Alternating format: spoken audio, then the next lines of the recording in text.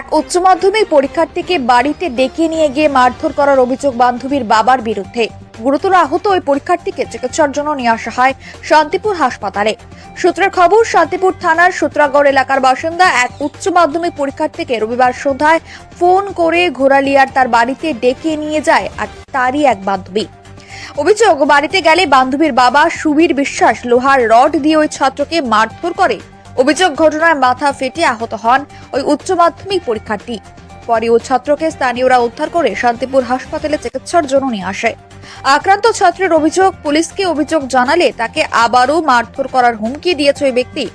এরপর আক্রান্তর বাড়িতে খবর দিলে পরিবার অভিযুক্ত সুবীর বিশ্বাসের নামে শান্তিপুর থানায় লিখিত অভিযোগ দায়ের করে। ঘটনায় আক্রান্ত ছাত্রের পরিবারের অভিযোগের ভিত্তিতে পুলিশ সুবীর বিশ্বাস নামে ওই ব্যক্তিকে গ্রেফতার করে। আমার বান্ধবী আমাকে ওর বাড়িতে দেখে জানতাম ওর খাবার ছিল, সেই অবস্থায় আমাকে ডেকে আমাকে ওর বাবা লোহার রড দিয়ে মারধর করে।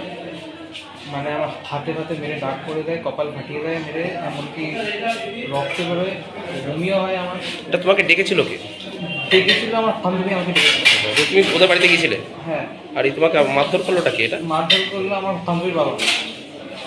তো উনি বলছেন নাকি ওনার নামে যদি থানায় করা হয় তো উনি আমার নামে রিপোর্ট করবেন।